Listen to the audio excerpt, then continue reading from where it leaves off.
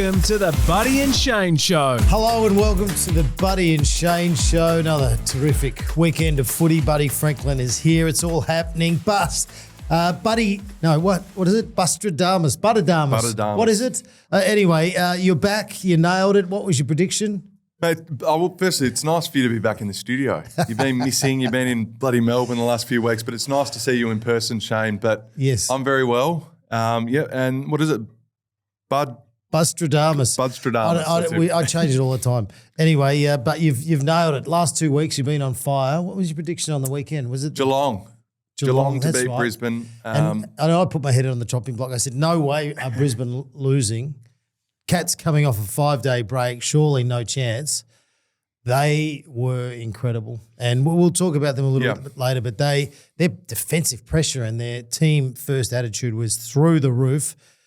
So well done to you. And I know in Thursday's podcast you've got one there that you just think's going to happen. There will always be something. I've noticed you've been doing, you've been farmer buddy and then you've also been beekeeper buddy. So you get up to quite a bit on the weekend. How do you fit any time to watch the footy? It's hard.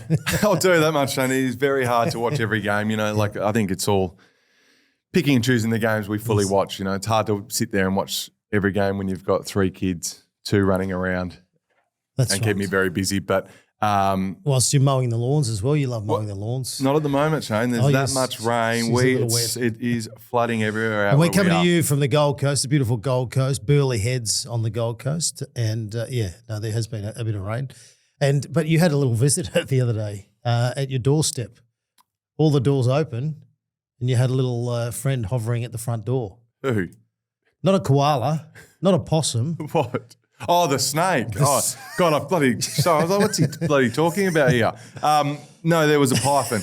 Because we've had that much... It hasn't stopped raining here for weeks. It's just been pissing down for the last couple of weeks. Python just out near the front door. And I like all our doors shut. We live on acreage. I want everything shut. I don't like anything open, whereas the wife loves everything open. No. I'm like, let's just shut it up. I do not want to be sleeping with a python, Shane. Not on a farm.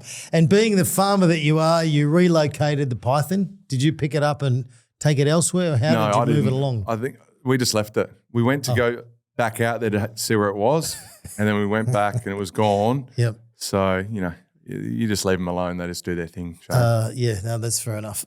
You'll be okay. So Doug Nicholls Round, that was on. So it was a great celebration on the weekend. What did you like? Did you like any of the ceremonies? Do you think, all the clubs embrace it the way they need to? Absolutely. I think the AFL do it as good as anyone with Indigenous Round. And I think watching the game with Sydney, who was it?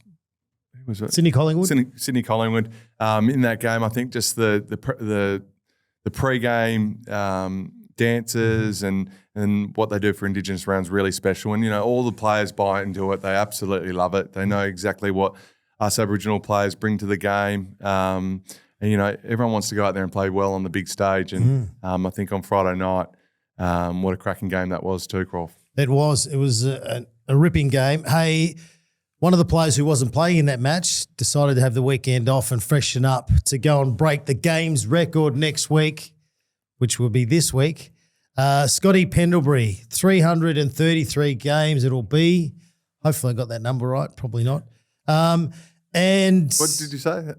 333? No, 433. Yes. Sorry, I dropped him. Yeah, you keeping me on my toes. I was like, okay, robbed him of 100. I could have almost got him on 305. So I should have hung around a bit longer. But yes, 433. Sorry, Scotty. But what an incredible player. Just the professionalism, his ability to use the ball so well by hand or by foot. He's been a great leader of that football club, and it's going to be a very special moment. They're taking on the West Coast Eagles, but what a player you would have played against quite a lot, and just absolute respect for this Collingwood champion. It's huge. It is massive, and I think that's just the celebration of this whole week. It's all about him. They're going to pack out the MCG, probably get 100,000 supporters there for Scotty. It's going to be a special occasion and one he truly needs and celebrates. It's probably never happen again. I don't think it's a lot of records games. are there to be broken. It's a lot of games. Our game's changed. It has changed a lot. Players are managed better. They come off when they need a break. Sometimes they only have to play half games, pre-seasons. They don't have to do full pre-seasons. So I think as you're getting towards the twilight of your career, you get managed so much better. You can be managed for the last 3 or 4 years of your career. So this record could be broken at some stage. But anyway, we're celebrating. We're celebrating. Pendlebury. And the gold number, I love it, Crawf. I like love it? it. You know, I think there's been some commentary around, it's not for the best reasons, but I think it's an amazing thing. You know, this probably only ever happened once. Whoever thought that record would ever be broken? Scotty's done it, and he could look to play on next year too, which would be even more incredible. So not only break the record, smash the record. We love that he's wearing the gold number 10. Apparently he's going to wear 12 jumpers. I don't know if that's right. So obviously every time he comes off for a quick break, he's going to swap a jumper. Yeah, it would be because they're quite tight. But then again, all the funds go to Scotty Pendlebury. So why not? I'd be wearing 20 jumpers, changing them wherever you can, throwing them out into the crowd. But no, we wish him all the very best. Collingwood will do an incredible job. There's only one thing that I'm disappointed with the game happening with the Collingwood taking on West Coast is at the same time you've got the Swans playing the Cats. Can you believe that? A double header up against each other. You got top 4, possibly a grand final preview with the Swans and the Cats. And then you got Collingwood up against West Coast when we're celebrating, someone very special and doing something special in our game. So I don't know how we change And this is that. why we don't like the double header Fridays. Like you earn the right to We play don't on a like Friday double night. headers at all. We Yeah. want to flow from one match to the next match, and I don't know why we can't do it. Do better, AFL. Do better. Did West Coast deserve to play on a Friday night? Probably not. Probably not. Well, they had a great win.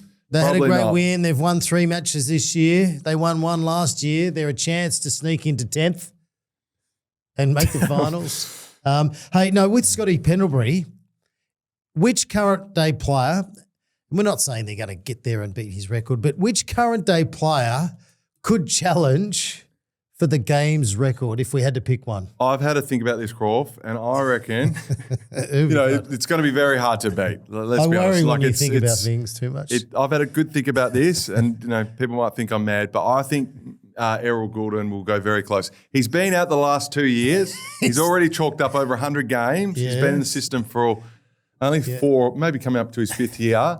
He's already played over 100 games. So we take that, we look and go, okay, I think he can play for another 15 years. What? So 100 games in 5 years, times that by 3. Oh, we're doing mathematics. We're now, doing yes. mathematics. That takes you to 300. Yes. Plus the 100 he's already played.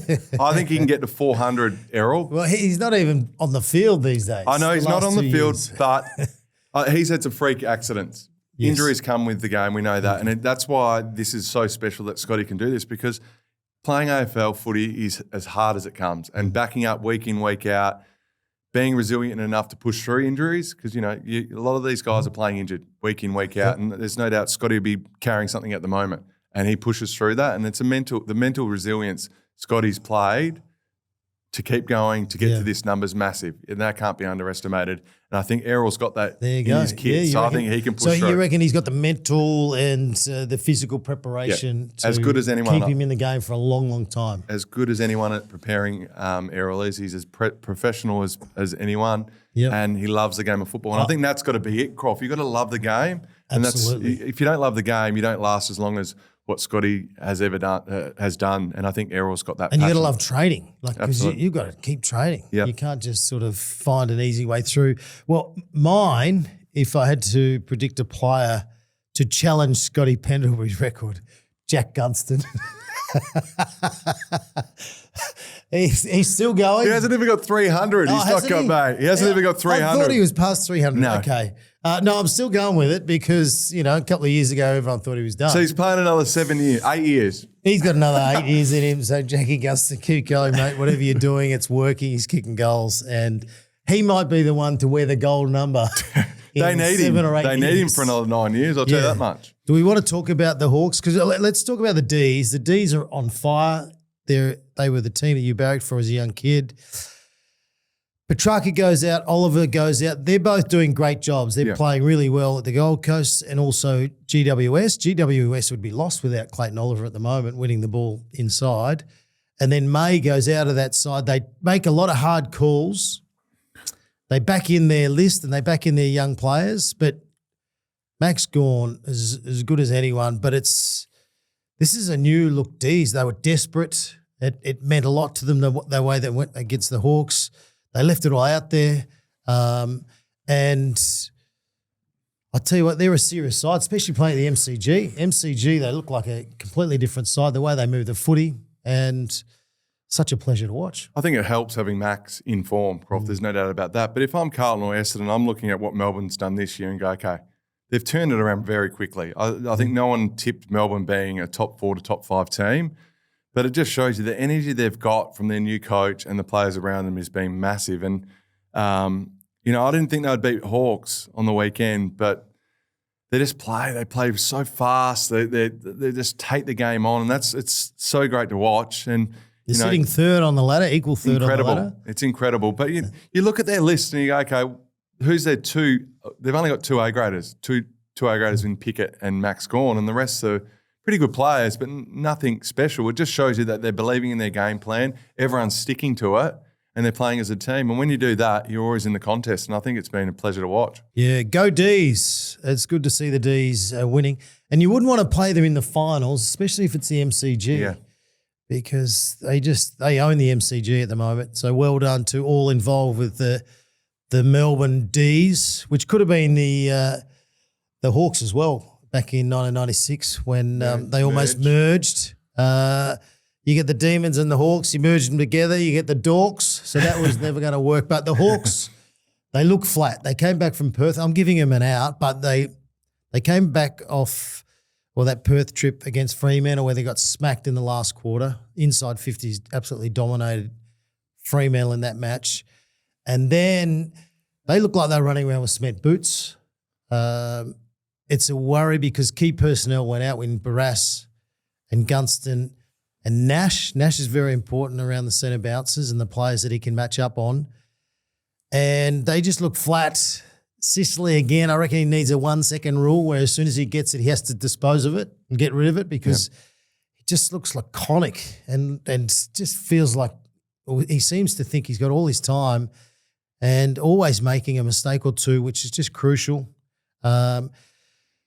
But I'm giving him an out, although last 3 games they drew with Collingwood, they lost to Fremantle and Melbourne beat them well. So are they in a form slump or can they freshen up a little bit and get their game going again this week? And up forward, they looked a bit lost without Gunston. They definitely look flat, and this is where I think they rely on Gunston a little bit too much. I think with him being out of the team, they target him inside 50 more than anyone. They go to him at all costs, which I think is great. But as I said last week, they've got to look for other options. And when he was out on the weekend, they did struggle to find a target inside 50. So I think that they need him back in the team as soon as possible. But I think Barras being out, like Barras plays record. Yeah, Barras plays every game, hardly misses. And with him being out too, your 2 key position players, they're pivotal in helping them win games. So I think them 2 being out. But I think it's just a little bit of a dip in form. I'm sure that Sam will be having some big chats to them, telling them to get going. They'll be hitting the training track, and I'm sure they'll bounce back, the Hawks. There's no doubt about that. They're too good a team. Centre bounces, there's a bit of work to be done, and we'll give them another week. And then they are playing Thursday, so it's a pretty quick turnaround, a 5-day break. But look what Geelong did. Geelong were incredible. Let's talk about Geelong because their game against the Brisbane Lions, you predicted that they were going to win and win well. I thought you were mad. I went the other way. But what I saw from Geelong, I saw Geelong play against Gold Coast round 1, and I thought the Geelong dynasty's over. They're not going to, be the finals team that we've seen over the last 20 years. And then they've sort of built into it slowly as the season's gone on. And what I saw the other night at the Gabba was a side who was unbelievably hungry, defensive mindset the pressure was through the roof. Everyone talks about how good Bailey Smith is and how much footy he gets, but he's tackling, He had 11 tackles. He's worked to try and help the team win the ball back by that frontal pressure, and it wasn't just him, it was the whole team. It was a masterclass in what they brought to the table. And I went away from that game thinking, shit, I think Geelong can win again.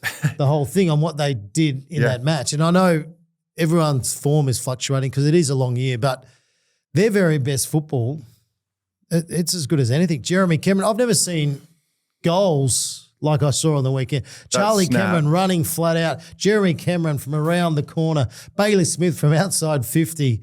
Manna. We'll talk about him in a sec, but what are your thoughts on the Cats? Well, that's why I tipped them, Crawf. They're too good a team. I think they've got threats all over the ground. They're every time you question them, they bounce back. They're in form. They're the in-form team of the competition. You know, Sean Manna, 5 goals, 30 touches. Not many players can do that, Crawf. That's a special game. I thought Cameron up the ground worked again. His work rate to get up and down the ground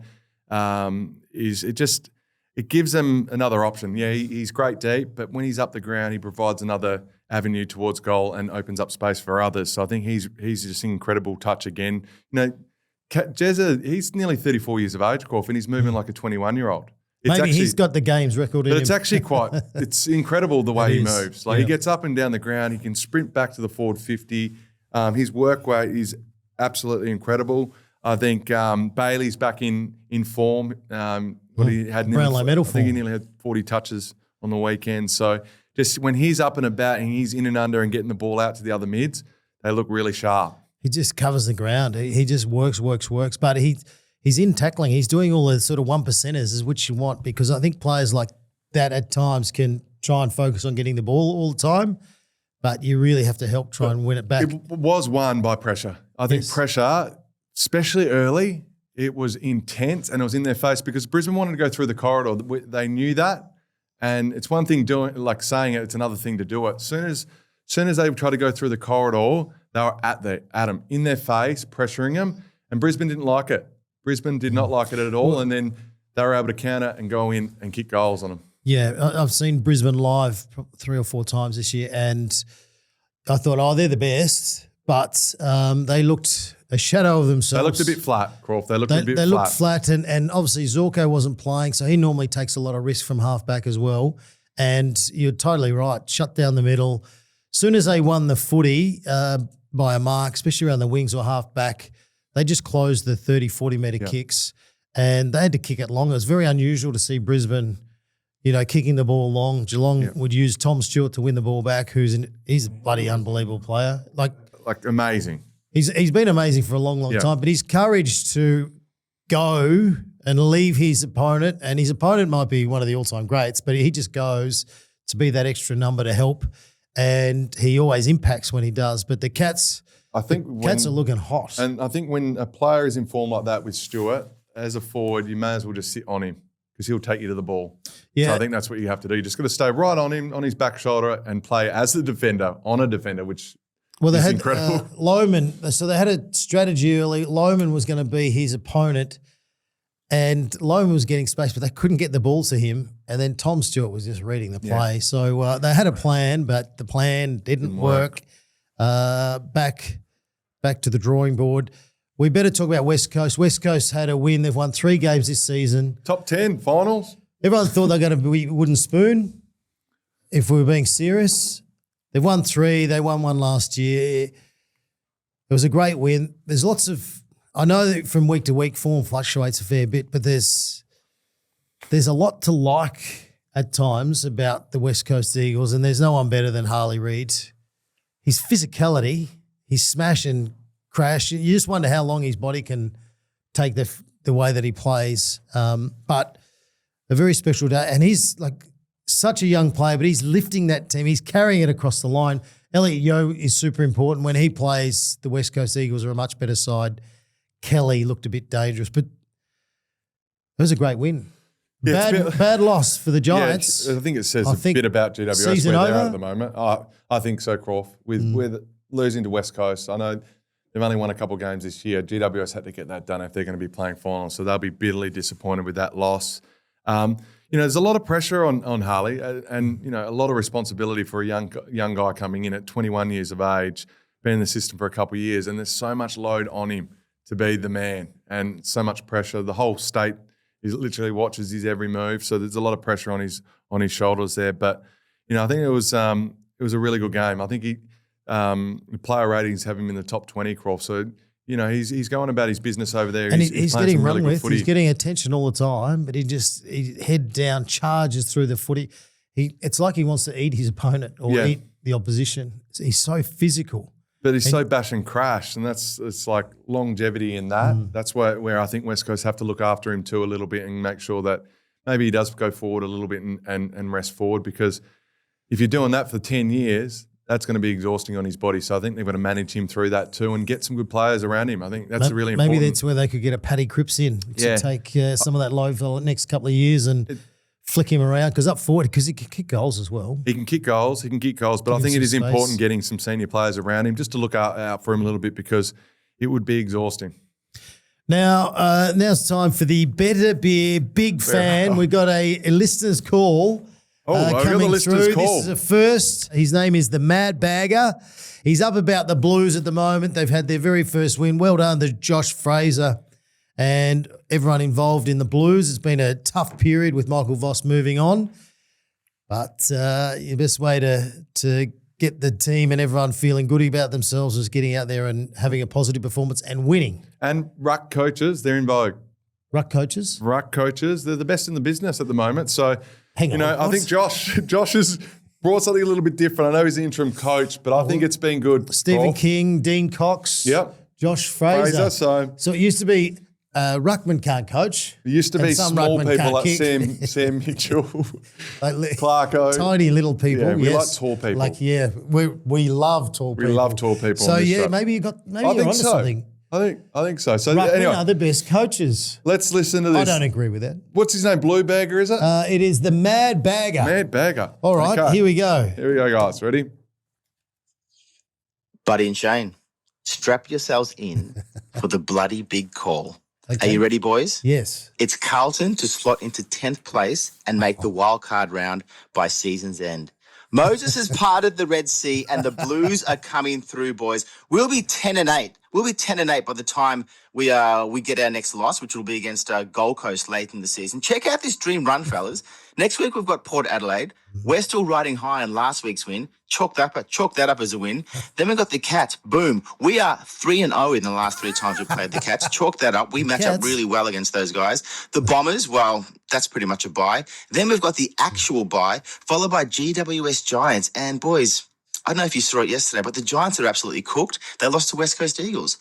Speaking of West Coast Eagles, round 16, Carlton versus, boom, another win. The Richmond Tigers, boom, win. The Hawthorn Hawks at the MCG, and if the Hawks are without Gunston or Barras, boys, BOOM, boom, another win for the Blues. And finally, round 19, Saturday, July the 18th, Collingwood versus the Blues at the MCG, and the Pies...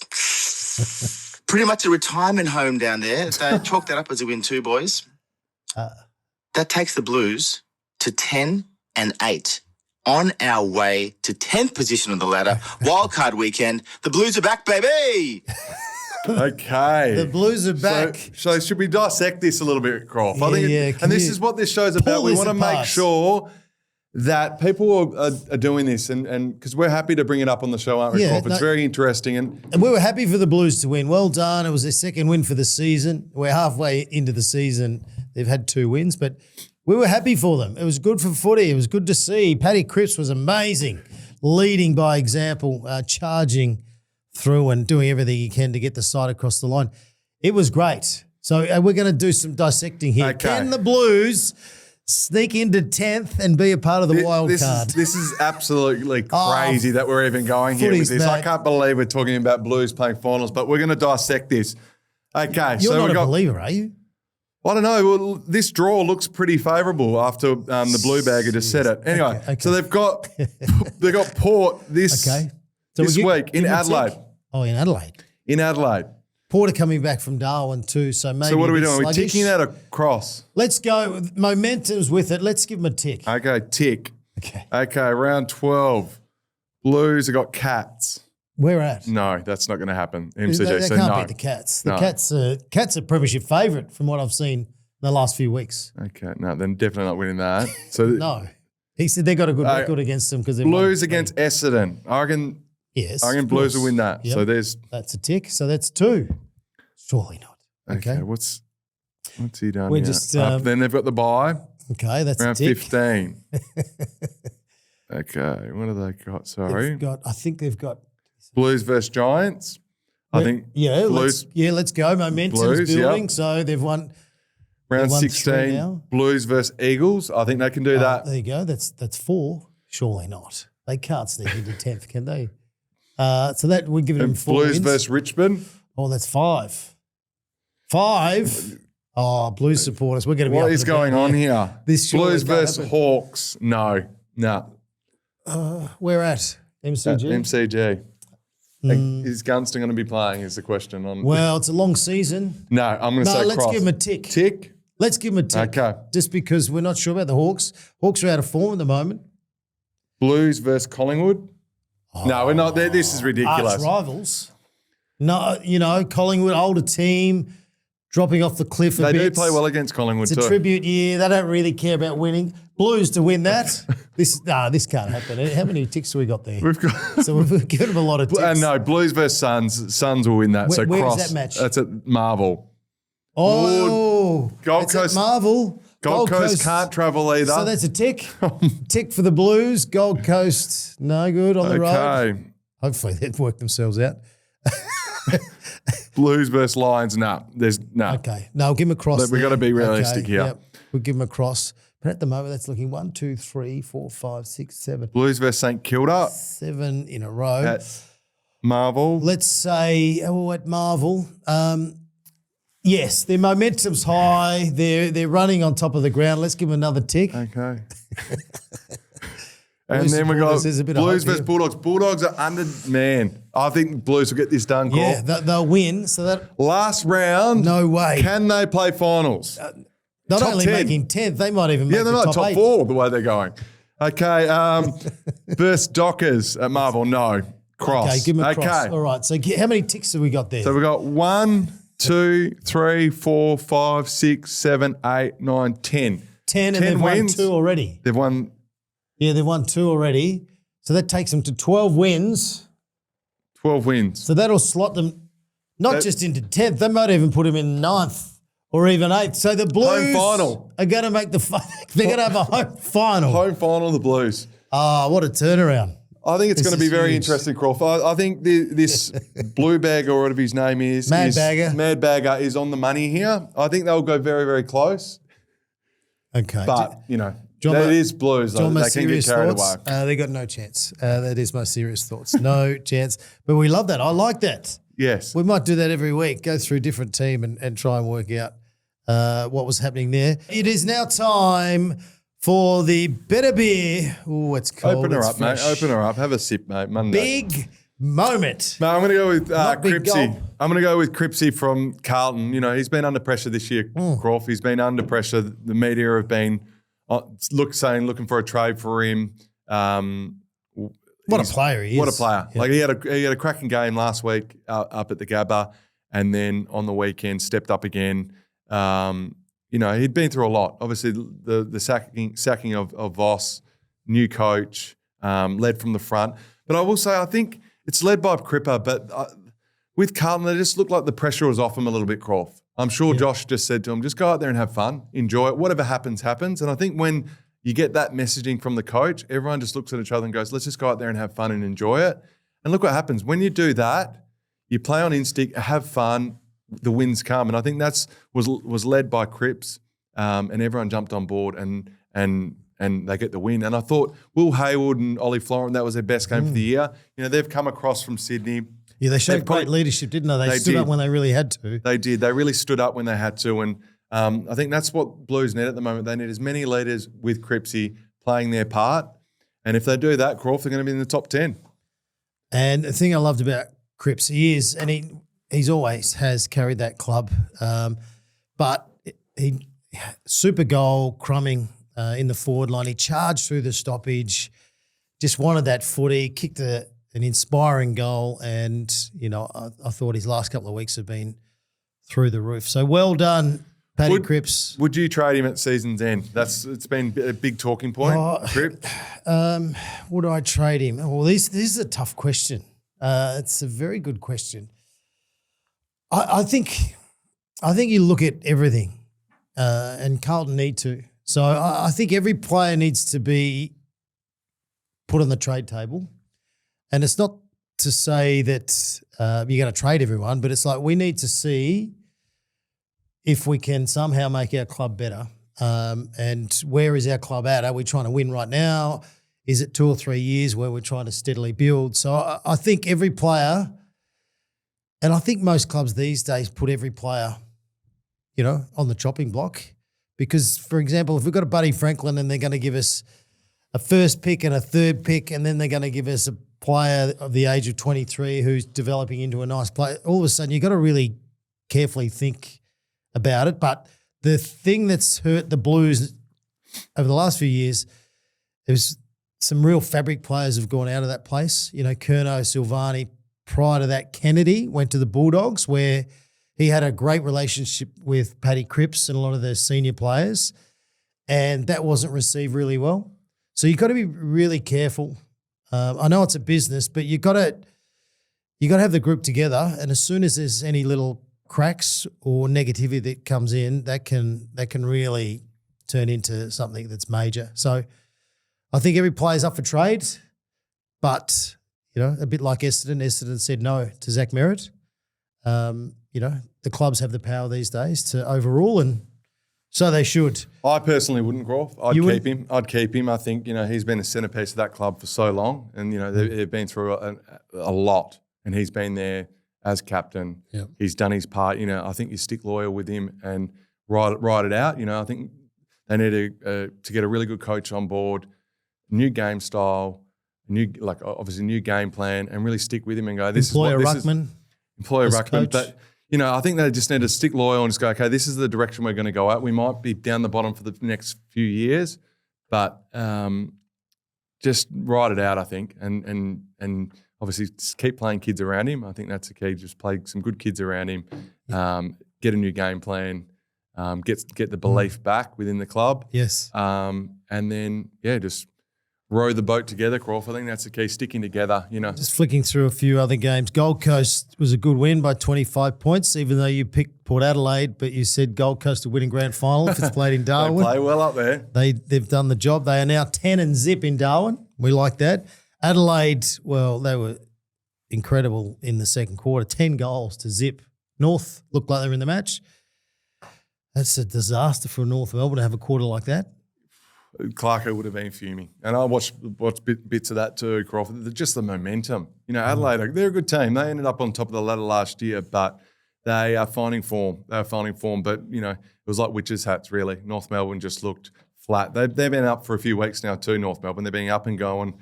They should have beat Sydney last week, so that probably took it out of them a little bit. But Adelaide on their home deck just flexed their muscles big time. To kick 10 goals in a quarter is a massive thing to do. So, they're going to be hard to beat again, Adelaide, this year. They are. We spoke about the Dees and the Hawks. Hawks got smashed around the stoppage. It was 10 goals to 3.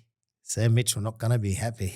Not going to be happy. That little man not going to be happy this week. He's going to get those big chompers going in those team meetings. Carlton, Western Bulldog, the Blues, great win. We said that. Essendon, Fremantle are doing what they need to. They came and smacked aside who was wounded, but your man, Voss. 5 against his old team. The Pony. Kicked 5. I wonder what Essendon are thinking when he kicks 5. Well, he was on our list. He was in our reserves. I think it's good for him to kick 5 too, Crawf, because they've been inaccurate, the big boys up at Fremantle. That's been a little bit of their flaw. They get shots at goal, but they don't convert. So I think to kick 5 on the MCG, that's where they have to go to win the grand final. So I think that's good preparation for later in the year when they're back at the MCG. Hey, we can go there, we can kick goals, we can kick straight. It's all mind games, Absolutely. You can only play there a couple of times a year. You want to make sure when you go there you play well, so when the big games come, you can go and deliver. The Saints, 36 points over the Tigers. I thought they'd win by more, but no Wanganeen Millera. Hugo Garcia, Max Hall had plenty of the footy. Saints are just ticking the boxes, chalking up the 4 points and starting to get a bit of momentum, which is great. It's huge. It's huge. I think, they've been under pressure at the start of the year with a few losses, but they're hitting form, Crawf, which is good. They just need to keep winning, don't they? They just need to keep winning and just playing good football, and that's what they're doing. It is now time for Buddy's Young Star of the Week. Buddy's Young Star of the Week. What do we got? We got Murphy Reid. Fuck, I've got paper everywhere. That's my man. Murphy Yep, your Reid. man. Your man. You could also throw in Harley Reid, couldn't you? Yeah, It was all about the Reids on the we weekend. speak about these two a fair bit. We do. Don't we? We love them. We speak about them a lot. But, Murphy's only 19 years of age, Crawf. It's incredible what he's doing. I think you need to reflect on that a little bit and go, this guy's only 19 years of age. Not many players can come in and do this and impact games like this. Yes, he's playing in a really good team that will be playing deep into finals, but you still got to do it. Yeah. He's only 19 years of age and he's delivering. But he had 30 touches. He's averaging 1.2 goals a game and 7 score involvements. And I think when I look at Murphy, for me, it's what he does with the ball, but it's the score involvements. Every touch he gets, he hurts you. So that's why you can't give him any space. You got to be right on him, bumper barring him. I think that's a key with him. You can't let him get goal side, and you got to pressure him. You got to pressure these players and make sure that when he does get the ball, he's under pressure and his kicks aren't hitting targets, because every kick hits targets and ends up in goals. Yeah, if I'm coaching against Fremantle, I'm putting someone on him because he's so damaging. Even before Sarong or Brayshaw or any of those type of players, even maybe Bolton, but Harley Reid, he's just a connector. And last year kicked a lot of goals, but he's pushed up into the midfield this year and he's having more impact. As you said, kicking the ball inside 50, and he's a star. And they reckon he's a real student of the game. Yeah. He craves information. Well, you can tell. I think you can tell with the way he goes about. He thinks 1 or 2 seconds before anyone else, Crawf. And, that's obviously instinct and natural talent, but it's also knowing exactly, studying the game. I think that's studying the game, knowing where his opponents are and knowing what's coming. I think he's a very clever football player, and he's a pleasure to watch at the moment. I used to see you in there studying all the time. I just probably studied a little bit too much. You were in there, and then you would be in there on the VHS studying, because remember when I first started, with the big VHS. Put them in. Remember the room at Glenferrie? But you'd be watching like a lot of my highlights. I would go in there and I'm like, he's learning a few of my highlights. Maybe he wants to be a midfielder. There's only 4 or 5 touches you'll be averaging late in your career, so I didn't see much. No, that is I didn't see any 30 touches. You've got to be joking. That's right. Okay. If I'd have known that, I wouldn't have kicked the ball anywhere near you. Hey, just before we finish up, and it's been a great show, we've flown through. One thing that's really annoying me is when the games finish and we see these happy losers, players from teams that have been defeated, massive smiles and connecting with players from other teams like it's a catch-up at a pub. Yeah. Don't you have to sort of – do they care? And I know they do. But it sort of looks like, do they care? Does footy really matter? Are they more worried about catching up with someone, even though it's only for 30 seconds or a minute out on that field after a game? But I don't. And Carlton were the worst. Like, they are the worst. They are the happy losers. Yeah. Even though they're winning now and they're going to make the finals and sneak into 10th. But are we happy with happy losers with big smiles on their faces? It just doesn't feel right. Supporters, they go through so much. It's an emotional roller coaster. You got to hurt. I remember back in my day, which was a long, long time ago, your whole week would be, you just feel angry. You need to get back out there and try and get back in on the positive side of a win-loss. Are we happy with happy losers? Oh, I think I'm very old school like you, Crawf. I don't love it. I don't love the smiling and, you shake your hand, get off the ground. But the chatting for me, I think, just for me it was a bit of a pet hate. Just sort of, shake a few hands, get off the ground as quick as possible, get underground, have your chat and quickly about what took place, especially after a loss, especially after a smashing. And even if you get beaten by a goal, you shake hands, you get off the ground. I don't absolutely love it, Crawf. It's like if you want to have a chat, catch up a couple of days later or a day later, but just catch get up off for the a ground. coffee, if you live in the same state. Yeah. It should be fueling the fire for the following week. The supporters, they leave angry and frustrated and dirty with the world. We don't want to see players that have lost games smiling with big smiles. It'd take on their me faces. probably till Monday afternoon to get over a loss. I think that's for sure. Like, especially if you play on a Thursday, Friday, that's a long, long wait to the meeting Monday, and you just constantly like, it's I want to switch off and enjoy my weekend. But when you're a professional football player, that will linger all weekend until you have the meeting on Monday, and you can sit down and talk about what took place. So you're always on edge as a player, Crawf. You're always on edge. There's no relaxing. Oh my God! Yeah, it's the best weekend ever. Because you're making your supporter group happy. You're making your family and friends happy. Anyone who has a connection with a footy club, the coaches, the admin, and then of course yourself and your teammates.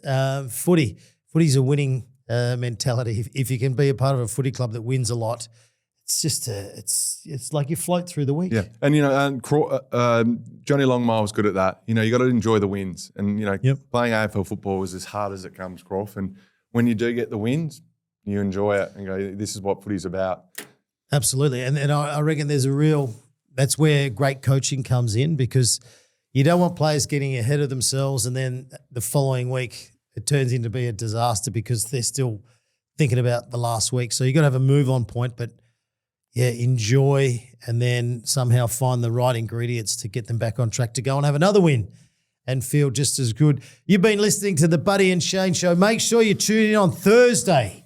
Thursday is where Nostradamus, I've got something big. Buttadamus, or whatever we want to call him. I've got something big. He big. predicts the future. He's been on fire. There's no one hotter in the game of AFL football. So make sure you tune to then. Well done, Bud. And it's good to see you got a jacket on. It's the first time I've ever seen you wear a jacket on the 25 up here Gold and raining. Coast. It's 25 and it's raining. 25 and raining. It's a bit Harden cold. up. I'll tell you what, you cross-country, long-distance runners are soft. Mate, I'm doing the Sydney Marathon too, Crawf. Come along. August 30th. You're doing another marathon? I'm doing it. What's wrong with you? Hopefully I don't get staph a couple of days before, but I'll be there. Okay. No staff in the preparation. No staff in the prep. Sydney Marathon. Buddies, come and look out. Maybe I'll go and watch. Come along, from the mate. side. It'll be good. Yep. It'll be good. I'm not running. I'll just run to the bar and watch you as you go around and do laps. All the best. Thanks, Shane. Cheers.